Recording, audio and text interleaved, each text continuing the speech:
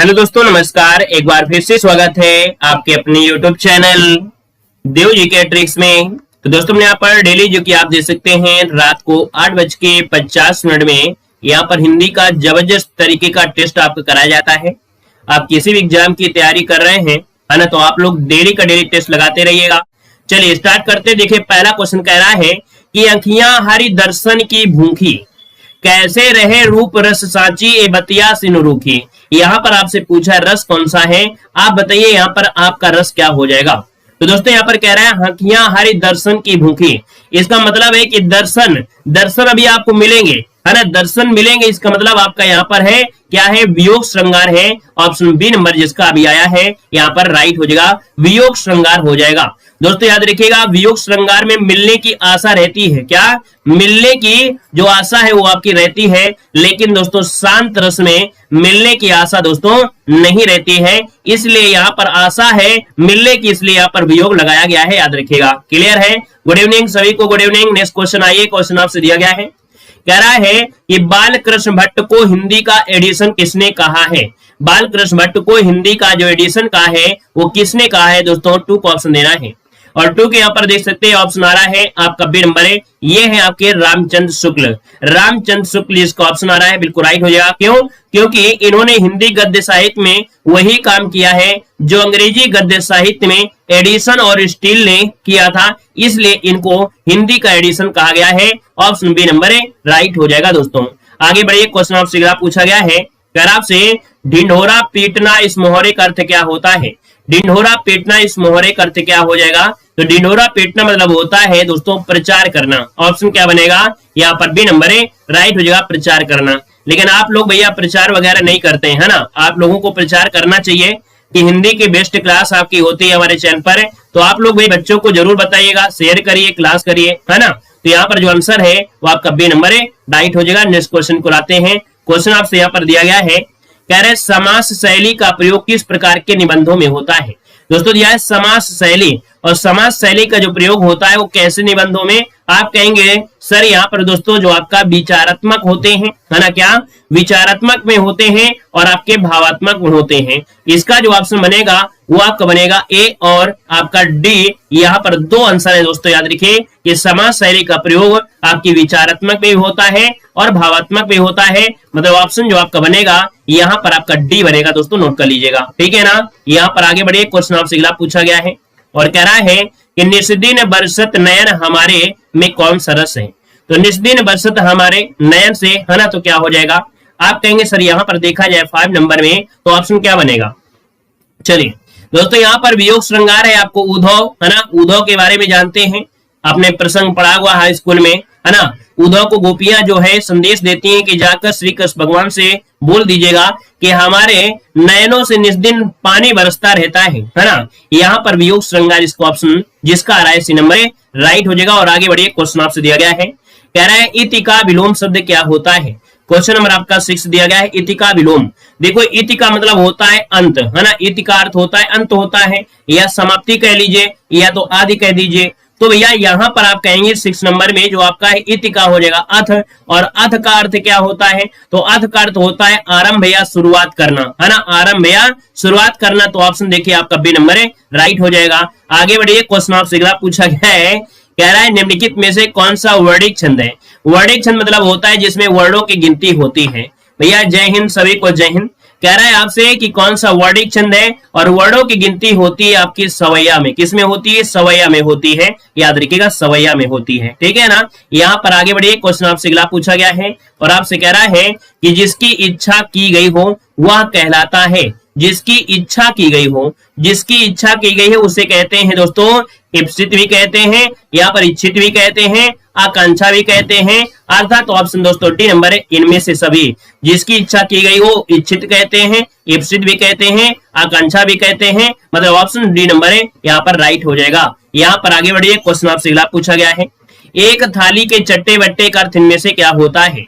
एक ही थाली के चट्टे बट्टे का अर्थ क्या होता है। 9 को ऑप्शन देना है। और 9 की अगर बात करते हैं दोस्तों यहाँ पर आंसर क्या हो जाएगा।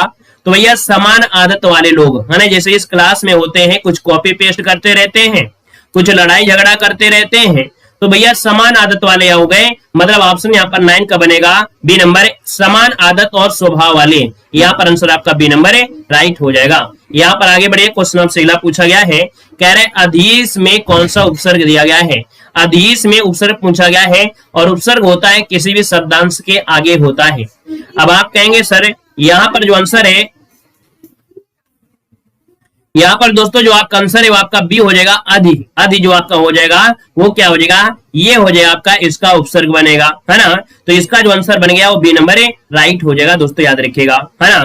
अधि का मतलब क्या होता है, याद रखिए, अधि का मतलब होता है स्वामी या मालिक होता है। यहाँ पर आगे बढ़िए, क्वेश्चन आपसे अगला पूछा गया है, यहाँ पर दिया है पवन में कौन सी संधि है। पवन में कौन सी संधि है, जब 3 अक्षर का कोई भी नाम मिले और साधारण मिले, कोई मात्रा न लगी हो, तो हमेशा आपको अयादी संधि लगा देना है। जैसे यहाँ पर पवन दिया गया है, या कोई भी अक्षर लीजिए जिसमें से 3 अक्षर का नाम हो, 3 अक्षर का नाम हो, कोई मात्रा न लगी हो, ये छोटी सी एक पहचान आपको बता रहे हैं, अयादी संधि में ही आपको देखने को मिलेगा। इसे तोड़ेंगे तो आपको बनेगा पो धन अन बनेगा। क्या बनेगा, पो धन अन बनेगा, जो कि हो गया पवन हो गया, याद रखिएगा।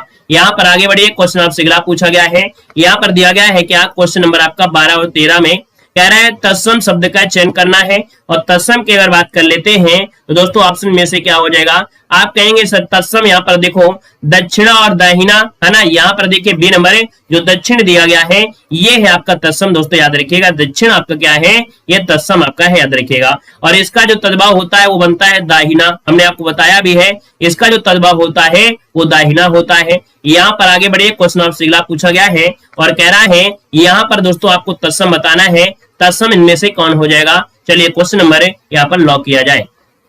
चलिए दोस्तों, केवट है और केवट है और कैवर्त दिया गया है। जहां भी रा लगा हो, चाहे रा ऐसा उड़ा हो, चाहे ऐसे हो, या नीचे लगा हो, मतलब दोस्तों यहाँ पर देखा जाए तो ऑप्शन सी जिसका आ रहा है यहाँ पर राइट हो जाएगा। केवट जो होता है वो आपका आंसर है, यहाँ पर राइट हो जाएगा। केवट तो हो जाएगा दोस्तों, याद रखिए, ये केवट का होता है, किसका, केवट का होता है। यहाँ पर आगे बढ़िए, क्वेश्चन आपसे दिया गया है, कह रहे कंदरा किसका पर्यायवाची होता है। वेरी वेरी आईएमपी क्वेश्चन है, बताना है कंदरा किसका पर्यायवाची होता है। कंदरा माने होता है दोस्तों, याद रखिए, गुफा भी होता है, खो भी होता है और गुहा भी होता है। मतलब ऑप्शन दोस्तों जिसका डी है बिल्कुल राइट हो जाएगा, यहाँ पर आंसर डी बनेगा। गुड इवनिंग सभी को, गुड इवनिंग, गुड इवनिंग। अगला क्वेश्चन बताइएगा, क्वेश्चन आपसे कह रहा है निम्नलिखित शब्दों में से सही वर्तनी आपको बताना है, सही वर्तनी इनमें से कौन सी है। चलिए बता डालिए जल्दी से, सही वर्तनी जो आपकी है कौन सी है। अपवंचक दिया गया है, अपवंचक। और दोस्तों यहाँ पर देखा जाए अपवंचक कौन सा आपका सही हो सकता है। यहाँ पर दोस्तों 15 नंबर में देखिए अपवंचक, ये तो गलत दिया है, ये भी गलत दिया है, और या तो आपका ऑप्शन ए सही होगा या तो डी सही होगा। अपवंचक, यहाँ पर ऑप्शन आपका ए वाला होगा, अपवंचक ये आपका राइट आंसर दिया गया है। आगे बढ़िए, क्वेश्चन आपसे दिया गया है, कह रहा है क्वेश्चन नंबर 16 में इन शब्दों से सही वर्तनी आपको चुनना है। यहाँ पर सही वर्तनी कौन सी है। अनाद्रत कैसे लिखे जाते हैं, क्वेश्चन नंबर 16 में अनाद्रत कह रहा है, तो भैया अनाद्रत मतलब नाम में मात्रा आपकी लगी रही है, इसका मतलब ये गलत है, ये भी गलत है और ये भी गलत है। ऑप्शन दोस्तों पहला ही देखिए, आपका आंसर बिल्कुल राइट हो जाएगा, ये सही वर्तनी आपकी की गई है। अगर आप सही कर रहे हैं यहाँ पर नंबर, तो आपको 1 नंबर मुफ्त में मिल रहा है। यहाँ पर आगे बढ़िए, क्वेश्चन दिया गया है, कह रहे निर्धन में समास कौन सा है। आईएमपी क्वेश्चन है, बताइएगा निर्धन में समास इनमें से क्या है। चलिए भाई बताइएगा, समास पूछा गया है। दोस्तों हमने आपको एक बात बताया था, है ना, याद है कि नहीं याद है। जब भी किसी समास में दोस्तों क्या हो जाए, उपसर्ग लग जाता है, यहाँ पर निर जो निकलेगा वो क्या निकलेगा, उपसर्ग निकलेगा। और जिस भी किसी समास में उपसर्ग लगता है अर्थात प्रथम पद प्रधान हो जाता है, और जब प्रथम पद प्रधान होता है वो अव्ययी भाव होता है, जो कि ऑप्शन यहाँ पर बी नंबर राइट हो जाएगा। अगला क्वेश्चन यहाँ पर आपसे दिया गया है और आपसे कह रहा है कि निस्तेज में उपसर्ग आपको बताना है। निस्तेज में जो उपसर्ग आपका है इनमें से कौन हो जाएगा 18 नंबर में। तो दोस्तों आप कहेंगे सर इसे तोड़ दीजिए, और तोड़ेंगे तो निकलेगा यहाँ पर दोस्तों निस निकलेगा, है ना। और निस जो निकला है वो ऑप्शन डी वाला यहाँ पर दिया गया है, जो कि जवाब आपका डी नंबर राइट हो जाएगा। यहाँ पर निर नहीं निकलेगा भैया, निस निकलेगा, क्योंकि उसमें आधा सा लगा है। अगला क्वेश्चन यहाँ पर आपसे दिया गया है, कह रहा है आपसे नित नौ लीला ललित ठान गोलोक अजिर में रमत राधिका संग रास रस रंग रुचिर में। यहाँ पर छंद पूछा गया है, 19 नंबर का ऑप्शन क्या हो सकता है।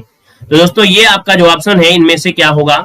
मात्रा लगाना है तो आप लगा सकते हैं, यहाँ पर दोस्तों मात्रा लगाना है तो आप कहेंगे सिंगल, फिर सिंगल, सिंगल सिंगल, यहाँ पर डबल, फिर आपका डबल, यहाँ पर सिंगल सिंगल सिंगल, फिर इसके बाद डबल, फिर सिंगल, फिर यहाँ पर डबल, फिर सिंगल, फिर इसके बाद सिंगल सिंगल सिंगल, फिर डबल। मात्रा गिनिएगा आपको 24 आपको मिलेंगी, क्या मिलेंगे आपको 24 मिलेंगे। लेकिन अगर मात्रा आपको ललित वाले से देखेंगे तो भी आपको यहाँ पर पता चल जाएगा कि भैया ये जो आपका है रोला है, क्या है ये रोला है।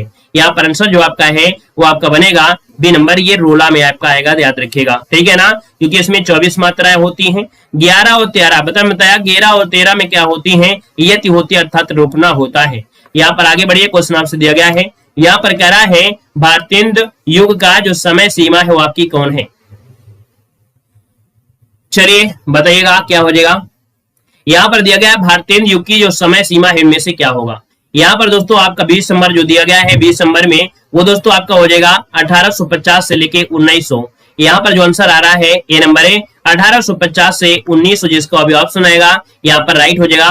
50 से स्टार्टिंग होता है और सन 1900 तक के जो समय है ये भारतेंदु युग का समय सीमा, याद रखिएगा। भारतेंदु आप लोग जानते हैं एक नाटककार भी रहे हैं, है ना। यहाँ पर आगे बढ़िए, क्वेश्चन आपसे अगला पूछा गया है। देखिए अगला क्वेश्चन दिया गया है, कह रहे भावात्मक निबंधों में किस शैली का प्रयोग होता है। भावात्मक निबंधों में किस शैली का प्रयोग होता है। तो जहां पर भावात्मक बात की जाए तो वहां पर दोस्तों समास, मतलब ऑप्शन दोस्तों हो जाएगा कि भावात्मक निबंधों में समास शैली का प्रयोग होता है। अभी हमने इस क्लास में पहला ही क्वेश्चन आपको बताया था, है ना, पहला ही क्वेश्चन बताया था कि जो आपके समास होते हैं उसमें भावात्मक आपके होते हैं। तो ऑप्शन इसका बी नंबर है, राइट हो जाएगा। नेक्स्ट क्वेश्चन को आते हैं। क्वेश्चन देखो दिया गया है कि आकाश गंगा पर्यायवाची आपका है। दोस्तों ये बताइए आकाश गंगा का पर्यायवाची इनमें से क्या हो जाएगा। चलिए जवाब दीजिएगा, आकाश गंगा के पर्यायवाची क्या होंगे। आप कहेंगे सर मंदाकिनी होता है ना, सुर नदी भी होता है, स्वर्ग नदी भी होता है। मतलब ऑप्शन दोस्तों यहाँ पर डी नंबर है, राइट हो जाएगा। ये सभी आपका आंसर है, राइट हो जाएगा। और आगे बढ़िए, क्वेश्चन आपसे अगला पूछा गया है, दिया गया है क्वेश्चन नंबर 23 में अमर का विलोम शब्द क्या हो जाएगा। अमर का विलोम क्या हो जाएगा। अब ये आप कहेंगे अमर, अमर का मतलब होता है ना मरने वाला, है ना, ना मरने वाला, और ना मरने वाला का हो जाएगा मृत्यु हो जाएगा, जो कि ऑप्शन बी नंबर है, यहाँ पर राइट हो जाएगा। कोई डाउट कोई दिक्कत नहीं होना चाहिए। जय श्री राम, जय श्री राम, वेलकम है, वेलकम है। यहाँ पर आइए, क्वेश्चन आपसे अगला पूछा गया है, क्वेश्चन नंबर आपका 24 है। कह रहा है वह कवि जो तत्काल कविता करने में क्या हो, कुशल हो। वह कवि जो तत्काल कविता करने में कुशल होता है उसे कहते क्या है। दोस्तों यहाँ पर देखिए आपका आंसर हो जाएगा आशु कवि। क्या कहा जाता है, आशु कवि जो तत्काल कविता कर दे उसे आशु कवि कहते हैं, ऑप्शन सी बनेगा। अगला आपसे यहाँ पर दिया गया है, क्वेश्चन नंबर आपका दिया गया 25। कह रहा है अक्षौणी का संविच्छेद इनमें से क्या है। अक्षौणी का यहाँ पर संविच्छेद पूछा गया है। आपका जो आंसर है यहाँ पर राइट क्या हो जाएगा दोस्तों, जवाब देना है। आपका आंसर क्या हो जाएगा, फटाफट जवाब दीजिएगा। चलिए सभी को जवाब देना है। आपका जो आंसर बनेगा इनमें से राइट क्या हो जाएगा। और देखिए प्रयास काफी लोगों का सही है। यहाँ पर जो आपका आंसर है लगभग सभी का जवाब बिल्कुल सही आ गया है। अच्छदन ऊहणी होता है, क्या होता है, अच्छदन ऊहणी होता है, अच्छदन ऊहणी। और अच्छदन ऊहणी के ऊपर है क्या भाई, अच्छदन ऊहणी अगर देखा जाए कहीं है क्या, तो आप कहेंगे शायद दिख तो नहीं रहा है, क्योंकि अच्छदोन आपका होता है, इसमें क्या होता है, अच्छ निकलता है, और अच्छ के साथ में यहाँ पर क्या होता है, ऊहड़ी होता है, ऊहड़ी। अब यहाँ पर दोस्तों देखा जाए तो यहाँ पर मात्राओं के परिवर्तन के हिसाब से यहाँ पर आ हो जाएगा, और यहाँ पर दोस्तों क्या हो जाएगा, बड़ा ऊ हो जाएगा, और दोनों को मिलाने से दोस्तों अ बन जाता है। क्या बन जाता है, अ बन जाता है। इस हिसाब से देखा जाए तो दोस्तों ऑप्शन क्या कर दें, यहाँ पर इन विसर्ग को हटा देते हैं, क्योंकि हो सकता है गलती से टाइपिंग हो गई हो, तो यहाँ पर सी नंबर लगा दीजिएगा, क्योंकि ये हिसाब से यहाँ पर गलत हो जाएगा, ये यहाँ से आपका गलत हो जाएगा, और ये हो जाए तो ऑप्शन के अनुसार लगा दीजिए और विसर्ग को हटा दीजिएगा। ठीक है ना भाई। आगे बढ़िए, क्वेश्चन आपसे दिया गया है और आपसे कह रहा है त्रिनेत्र में समास क्या है। त्रिनेत्र में समास क्या है दोस्तों, यहाँ पर जवाब देना है। आप कहेंगे सर त्रिनेत्र देखा जाए तो भगवान शिव को कहा जाता है क्योंकि उन्हीं को ही 3 आपकी आंखें थे। तो यहाँ पर दोस्तों आपका जब विशेष अर्थ निकलता है ना, जब विशेष अर्थ निकलता है तब आपका बहुव्रीहि समास होता है। ऑप्शन सी नंबर है, राइट हो जाएगा। नेक्स्ट क्वेश्चन को आते हैं। क्वेश्चन आपसे दिया गया है, कह रहे क्वेश्चन नंबर आपका 27-28 कह रहे शुद्ध वाक्य को सही रूप में आपको चुनना है। यहाँ पर शुद्ध जो रूप आपका है शुद्ध वाक्य को चुनना है। क्वेश्चन नंबर 27 में क्या कह रहा है, राम और सीता वन में गए, में शब्द लगाया है, मतलब सही है। देखो हमने बताया में शब्द लगा, इसका मतलब सही है, क्योंकि और ऑप्शन देखिए आपको गलती मिलेगा। चलिए देखो, राम और सीता वन गए, अगर मैं कर देंगे मैं मतलब हो गया जंगल के अंदर, है ना। तो यहाँ पर आंसर आपका ये नंबर है, राइट करेंगे। नेक्स्ट क्वेश्चन आइए, क्वेश्चन दिया गया है, यहाँ पर आपको बताना है शुद्ध वाक्य कौन सा है। शुद्ध वाक्य कह रहे बच्चे फल बच्चे को काटकर, और बच्चे को काट देंगे तो फल किसे खिलाएंगे भाई। तो यहाँ पर ये तो गलत हो गया, साफ साफ यहाँ पर गलत हो गया। बच्चे को काटकर फल का ये भी नहीं होगा, बच्चे को फल काटकर खिलाइए। देखिए ऑप्शन यहाँ पर सी नंबर आ रहा है, याद रखिए बच्चे को फल काटकर खिलाइए, है ना। ऑप्शन सी नंबर है, राइट हो जाएगा। यहाँ पर आगे बढ़िए, क्वेश्चन आपसे दिया गया है, कह रहा है आपसे यहाँ पर पद्यांश में प्रयुक्त अलंकार पूछा गया है। कह रहे बढ़त बढ़त संपत्ति सलिल, मन सरोज बढ़ जाए, घटत घटत फिर ना घटे, कर समूल को मिलाए। यहाँ पर 29 नंबर आपसे जो कह रहा है, यहाँ पर याद रखिएगा ऑप्शन हो जाए आपका रूपक है। क्या है? रूपक है। दोस्तों यहाँ पर देखे, यहाँ जो उपमेय है, क्या जो आपका उपमेय है वो संपत्ति और फल है, मतलब संपत्ति की बात आपकी हो गई। वहीं पर जो उपमान है वो है आपका सलिल है, उपमान है वो आपका क्या है? सलिल है। अर्थात जब उपमेय और उपमान एक साथ मिल जाते हैं वहां पर कोई कारण आपको मतलब दिखने के कारण यहाँ पर रूपक हो जाएगा। दोस्तों याद रखिएगा। आगे बढ़िए, क्वेश्चन आपसे दिया गया है और आपसे कह रहा है आपसे यहाँ पर दोस्तों आपसे पद्यांश में अलंकार है कि हृदय घाव मेरे पीर रघुवीरे। यहाँ पर दिया है हृदय घाव मेरे पीर रघुवीरे। तो दोस्तों यहाँ पर देखो ये है आपका व्यतिरेक आपका है। व्यतिरेक मतलब क्या होता है? जहां कारण और कार्य में संगति नहीं होती है, जहां कारण और कार्य में संगति नहीं होती है, अर्थात ये असंगति होगा। हाँ देखिए भैया, यहाँ पर असंगति होगा भैया, यहाँ पर ऑप्शन सी वाला बनेगा। नोट करिएगा, यहाँ पर गड़बड़ी हो गई है आपके बी और सी में हुई है। याद रखिए यहाँ पर क्या मतलब कह रहा है, यहाँ पर दोस्तों आपका बनेगा असंगति, क्योंकि यहाँ पर दोस्तों कारण और कार्य में संगति नहीं है। हृदय घाव मेरे पीर रघुवीर, तो यहाँ पर कारण और कार्य में संगति ना होने के कारण यहाँ पर आपको यहाँ घाव तो मेरे यानी लक्ष्मण के हृदय में है। क्या यहाँ पर घाव तो मेरे अर्थात यानी लक्ष्मण के हृदय में है, परंतु पीड़ा आज हो रही हो राम के हृदय में हो रही है, अर्थात कारण और कारण में संगति नहीं मिल पा रही है, ये असंगति हो गया। ऑप्शन सी बनेगा। ठीक है ना। यहाँ पर आगे बढ़िए, क्वेश्चन आपसे अगला पूछा गया है और आपसे कह रहा है कि विशेषण का प्रयोग होता है, विशेषण का प्रयोग होता है। अब आप बताइएगा कि विशेषण आपको विशेष से पहले भी मिल सकता है या बाद में मिल सकता है। हमने आपको बताया है कि जो विशेषण होता है दोस्तों वो याद रखिएगा कि पहले भी मिलता है और बाद में भी मिलता है, अर्थात ऑप्शन दोस्तों यहाँ पर क्या बनेगा? दोनों ही हो सकते हैं। याद रखिएगा, विशेष से पूर्व और विशेष के बाद हो सकते हैं। यहाँ पर ऑप्शन सी नंबर है, राइट हो जाएगा। दोस्तों याद रखिएगा। ठीक है ना। यहाँ पर आगे बढ़िए, क्वेश्चन आपसे अगला पूछा गया है और आपसे कह भी रहा है, क्या कह रहा है? हिमालय से गंगा निकलती है, हिमालय से गंगा निकलती है और से शब्द आ गया है क्या? अलगाव से। और जब अलगाव आ गया है तो आप कहेंगे सर यहाँ पर अपादान कारक हो जाएगा, ऑप्शन नंबर राइट हो जाएगा, अपादान कारक। यहाँ पर आगे बढ़िए, क्वेश्चन आपसे अगला पूछा गया है, वह संध्या समय गंगा किनारे जाता है। क्या वह संध्या समय गंगा किनारे जाता है, अर्थात शाम के समय वो गंगा किनारे जाता है। अब बताइएगा वाक्य में है क्या? इस वाक्य में जो आपको मिल रहा है इनमें है क्या? तो आप कहेंगे सर यहाँ पर देखा जाए तो ऑप्शन दोस्तों यहाँ पर देखो, अधिकरण में मैं पर, संध्या के समय या पर, यहाँ पर अधिकरण हो जाएगा, कर्म तो होगा नहीं, तो अधिकरण में मैं पर या शाम को पर या संध्या समय। यहाँ पर आगे बढ़िए, क्वेश्चन आपसे दिया गया है और कह रहा है कि आसीत धातु किस लकार का है? आसीत धातु किस लकार का है? दोस्तों आसीत में अस धातु का लकार प्रथम पुरुष एक वचन में आएगा, ये ऑप्शन आपका सी हो जाएगा। याद रखिएगा, आंसर सी बन जाएगा। यहाँ पर आगे बढ़िए, क्वेश्चन आप रुकिए। अच्छा, यहाँ पर जो आपका 37 का ऑप्शन सी बनेगा। नेक्स्ट क्वेश्चन आपसे यहाँ पर दिया गया है, कह रहा है आपसे लुट लकार, क्या दिया है? लुट लकार, ये किस काल का बोध होता है? दोस्तों लुट लकार ये भविष्य काल का होता है। याद रखिएगा, यहाँ पर ये भविष्य काल हो जाएगा। यहाँ पर आगे बढ़िए, क्वेश्चन आपसे दिया गया है।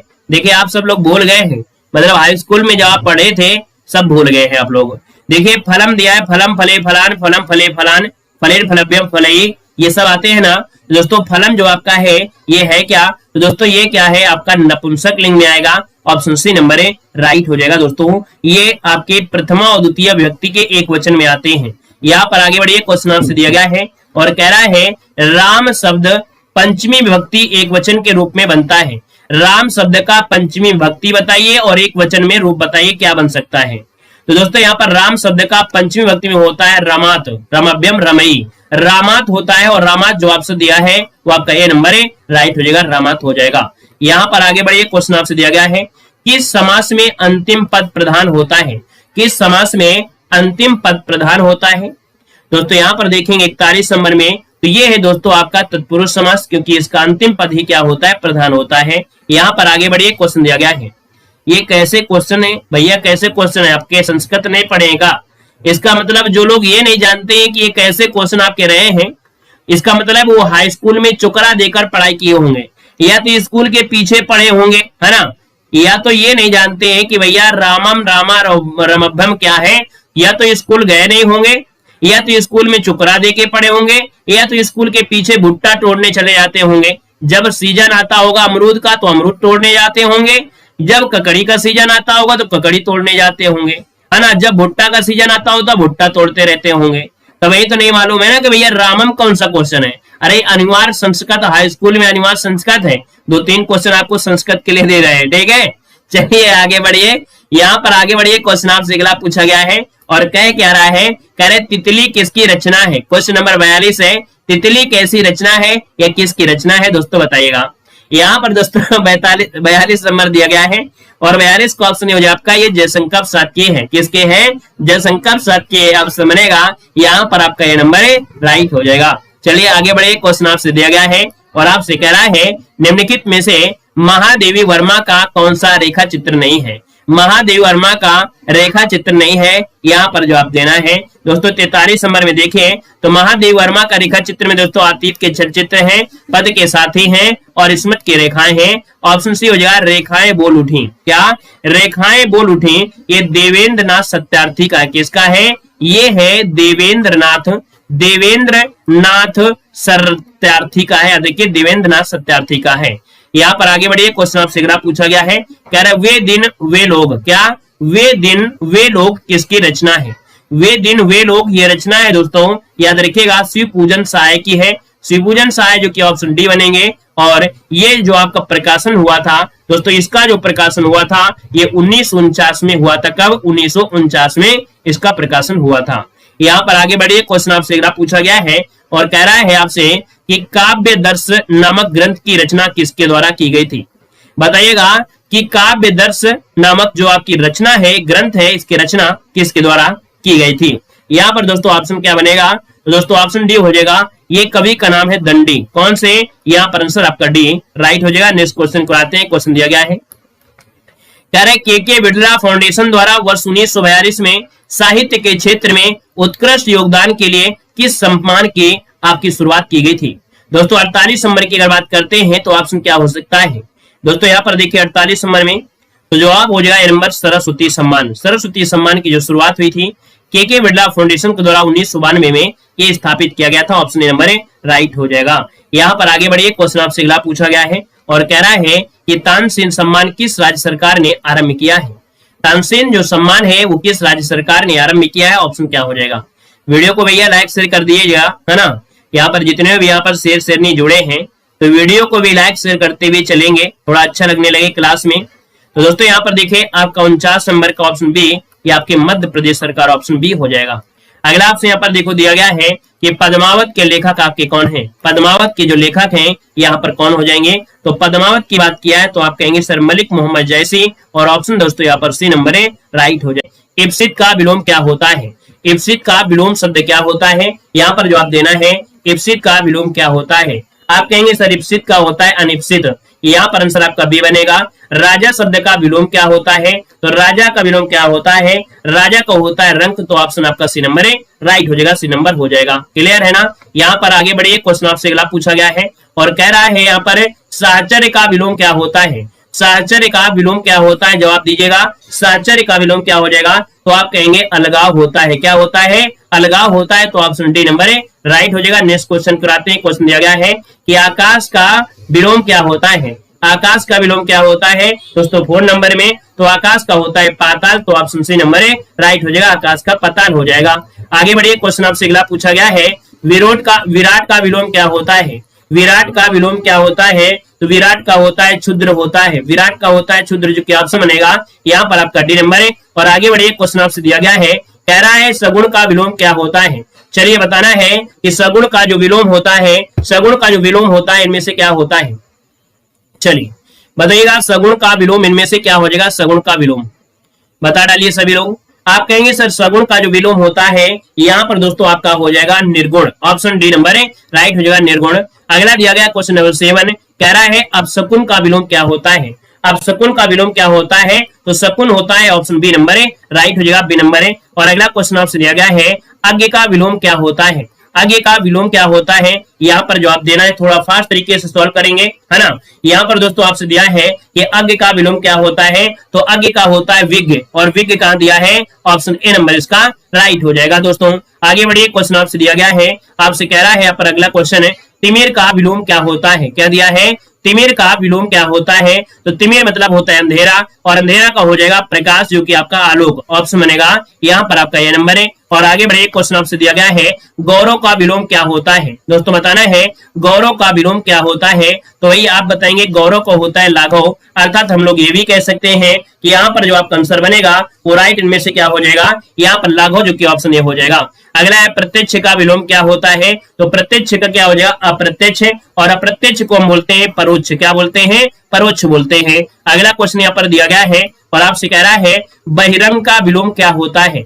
बहिरंग का विलोम क्या होता है? दोस्तों बहिरंग का होता है अंतरंग, और अंतरंग जो हो जाएगा वो आपका बी नंबर है, राइट हो जाएगा। अगला क्वेश्चन आपसे दिया गया है, कह रहा है सामान्य का विलोम क्या होता है? दोस्तों बताना है सामान्य का विलोम क्या होगा? तो सामान्य का होता है विशिष्ट, क्या होता है? विशिष्ट होता है, याद रखिएगा। अगला क्वेश्चन यहाँ पर आपसे दिया गया है कि ग्रस्त का विलोम क्या होता है? दोस्तों बताना है कि ग्रस्त का विलोम क्या हो जाएगा? ग्रस्त का विलोम क्या होता है? तो ग्रस्त का विलोम क्या हो जाएगा? मुक्त हो जाएगा, ऑप्शन सी नंबर है, राइट हो जाएगा, मुक्त हो जाएगा। अगला क्वेश्चन यहाँ पर आपसे दिया गया है, कह रहे अमर का विलोम क्या होता है? अमर का विलोम क्या होता है? तो अमर का विलोम दोस्तों क्या होता है? यहाँ पर दोस्तों याद रखिएगा आपका मृत्यु होता है, जो कि ऑप्शन डी नंबर है, राइट बनेगा। आगे बढ़िए, क्वेश्चन आपसे अगला पूछा गया है, कह रहा है उत्कर्ष का विलोम क्या होता है? याद देखिए, जब भी उत्कर्ष मिले तो इसका अपकर्ष हो जाता है, याद रखिए उत्कर्ष का विलोम अपकर्ष होता है। उपकार का विलोम क्या होता है? तो उपकार का होता है क्या? अपकार हो जाता है, उप और अप दोस्तों याद रखिए, ऑप्शन सी नंबर है, राइट हो जाएगा। नेक्स्ट क्वेश्चन आपसे यहाँ पर दिया गया है, कह रहा है आविर्भाव का विलोम क्या होता है? बताइएगा कि आविर्भाव का विलोम क्या होता है? आविर्भाव का विलोम क्या हो जाएगा? आपका आंसर डी हो जाएगा, तिरोभाव, क्या हो जाएगा? तिरोभाव हो जाएगा। अगला है अंतर्मुखी का विलोम क्या होता है? दोस्तों अंतर्मुखी का विलोम क्या हो जाएगा? आप कहेंगे से अंतर्मुखी का बहिर्मुखी हो जाएगा, जो कि ऑप्शन डी बनेगा। अगला दिया गया है उक्त का विलोम क्या होता है? उक्त का विलोम क्या होता है? यहाँ पर जवाब देना है, उक्त का विलोम क्या हो जाएगा? 20 नंबर में। तो दोस्तों 20 को ऑप्शन देना है, और 20 को ऑप्शन क्या हो जाएगा? उक्त का अनुक्त हो जाएगा, जो कि ऑप्शन बनेगा ये नंबर है। अतिवृष्टि का विलोम क्या होता है? दोस्तों अतिवृष्टि का हो जाएगा क्या? यहाँ पर अनावृष्टि हो जाएगा, जो कि ऑप्शन सी नंबर है, राइट हो जाएगा, अनावृष्टि हो जाएगा। नेक्स्ट क्वेश्चन आपसे यहाँ पर कह रहा है निर्दय का विलोम क्या होता है? दोस्तों बताना है निर्दय का विलोम शब्द इनमें से क्या होता है?